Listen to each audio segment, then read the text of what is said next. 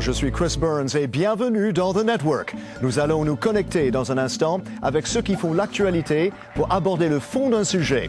Et attention, les invités ont 25 secondes maximum pour répondre. Regardons ce sujet tout de suite.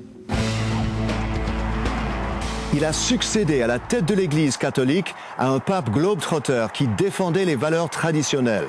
Élu en 2005, le pape Benoît XVI a œuvré en gardien d'une Église qui lutte contre la diminution du nombre de ses fidèles en Europe. Il a voulu recentrer sur ses valeurs une Église hantée par les scandales d'abus sexuels. Critiqué par certains, applaudi par d'autres, pour ses points de vue conservateurs sur l'avortement, le mariage homosexuel et le sacerdoce des femmes. À 85 ans, le pape dit maintenant ne plus avoir la force physique de continuer et devoir passer le flambeau. Mais à qui? Les cardinaux ayant été principalement nommés par lui, y aura-t-il un autre pape traditionnaliste? Ou est-ce que l'Église devrait adopter une approche plus réformiste? Branchée sur cette édition de The Network, ici au Parlement européen à Bruxelles, Anne Morelli, professeure au Centre interdisciplinaire d'études des religions et de la laïcité à Bruxelles. À Paris, Bernard Lecomte, biographe de Benoît XVI, auteur du livre « Les secrets du Vatican ». Et aussi au Parlement européen ici à Bruxelles, Pierre Galland, président de la Fédération humaniste européenne. Une question pour vous tous, en commençant avec Anne. Quel est l'impact du pape Benoît sur l'Église au cours de ces 7 dernières années?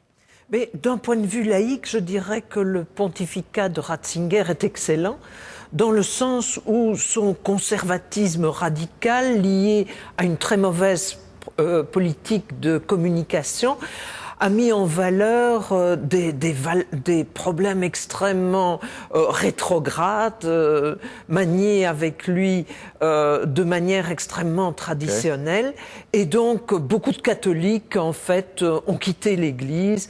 Okay. Et pour nous, c'est excellent. Bernard, quel est votre avis? Moi, je crois qu'après le pontificat ébouriffant de Jean-Paul II, Benoît XVI a essayé de faire passer 2 concepts. La vérité, il a voulu remettre d'équerre un certain nombre de choses, et la simplicité de l'homme d'abord, et la simplicité dont il vient de faire preuve en montrant qu'un pape, lui aussi, pouvait renoncer à sa charge pour raison de santé. Pierre, l'impact du pape ?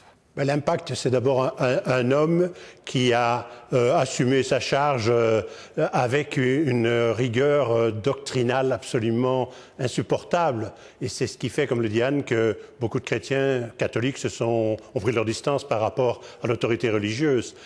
A-t-il pu gérer correctement les scandales d'abus sexuels ou aurait-il dû être plus agressif, Anne?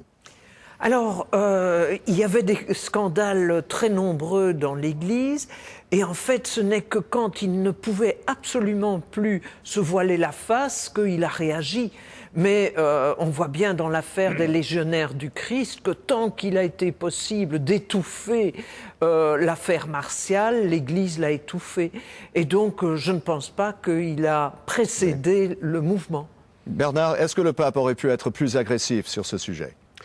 Si vous voulez, il y a une espèce d'injustice à son égard, parce que si les scandales de pédophilie sont réels et épouvantables, souvent dans l'Église, c'est justement le cardinal Ratzinger, devenu le pape Benoît XVI, qui a réussi à mettre un terme à ces scandales, en convainquant d'abord Jean-Paul II, à son époque, et en prenant toutes les dispositions possibles en 2010, alors qu'il était déjà pape.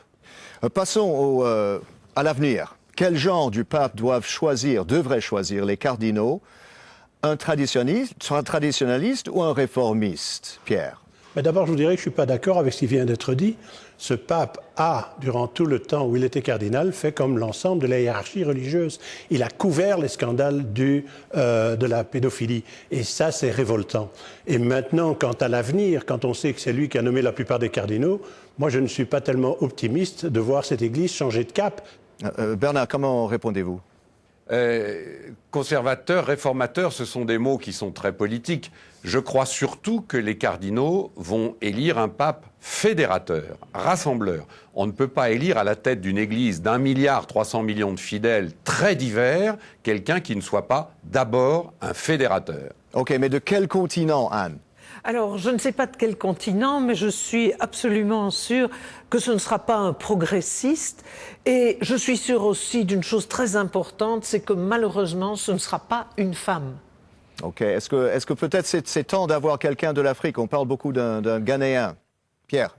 Écoutez, de nouveau, qu'il y ait dans cette Église qu'il cherche à avoir quelqu'un qui soit rassembleur, ce serait plutôt normal vu les dégâts qui ont été causés jusqu'à présent. On célèbre cette année le 50e anniversaire de Vatican II. C'était quand même une toute autre Église, une toute autre façon de voir le respect de la dignité humaine. Ici, c'est un respect dogmatique qui a été mis en avant. Ce sont des règles imposées d'en haut pour tous les fidèles. Et avec cela, nous, comme libres exaministes, nous ne pouvons évidemment pas être d'accord. Bernard, quand est-ce que ce sera possible? Est-ce que ce serait jamais possible d'avoir une pape? Ah, une pape, certainement pas. Un pape africain ou du tiers-monde, c'était votre question. Évidemment, oui, c'est tout à fait jouable. Mais une papesse, certainement pas. Est-ce que le fait que le pape a choisi la plupart des cardinaux, que ce sera sans doute un traditionnaliste, est-ce que c'est inéluctable, Anne? Alors, je voudrais dire pour la question des femmes, c'est quand même curieux qu'un pape puisse être noir, mais qu'ils doivent absolument avoir un sexe masculin, alors qu'on montre plus souvent quand même sa couleur de peau que son sexe. Quant à la question traditionnaliste, moi je suis persuadée que les pions que Ratzinger a mis dans l'Église lui seront fidèles et voteront pour un traditionnaliste. OK. Qui que ce soit comme nouveau pape, comment devrait-il faire face au problème de contrôle de naissance, Pierre? Mais le problème du contrôle des naissances, c'est d'abord d'autoriser simplement l'accès aux moyens contraceptifs, permettre qu'il y ait une éducation à la vie sexuelle et affective au niveau des jeunes, dans les écoles, partout dans le monde, parce qu'il y a là un tabou absolu qui est contraire à notre vision du monde, à la manière dont les gens doivent pouvoir se réaliser et de gérer leur propre liberté. Et donc pour nous, il faut espérer simplement que les intégristes de l'Église soient mis en minorité. Bernard, on a déjà vu que le pape Benoît XVI montrait un peu de souplesse sur ce sujet. Est-ce que vous verrez plus de souplesse avec le nouveau pape? Personne ne peut le dire. Vous savez, l'Église, c'est 2000 ans de tradition. Donc ça ne se pilote pas comme une Twingo. Le pape Benoît XVI a fait avancer la réflexion sur le préservatif, oui, à cause évidemment du sida. Là-dessus, il a fait un pas en avant. Sur le reste, au rythme de l'Église, le prochain pape, probablement, lui aussi fera quelques pas. Mais encore une fois, l'Église, c'est très long à faire bouger. Donc Anne, est-ce que vous avez de l'espoir qu'il pourrait y avoir du changement dans l'Église sur ce sujet? J'espère que le prochain pape ne sera pas aussi réactionnaire que celui-ci. J'ai pas beaucoup d'espoir et j'ai des craintes qu'il n'y ait des condamnations comme celle de cette Église qui condamne une petite fille enceinte qui ne peut pas avoir accès, par exemple, à l'avortement. Je trouve qu'il y a beaucoup de monstruosité dans ces attitudes-là. Bernard, si on ne parle pas d'une papesse, pourquoi pas une église qui nomme des femmes prêtres? Alors ça peut peut-être revenir un jour. Mais pour l'instant, encore une fois, la réponse sur le pape, c'est très simple. Le pape est choisi parmi les cardinaux. Or, tous les cardinaux étant actuellement des hommes, il y a 0 chance sur 1000 pour que le pape soit une femme.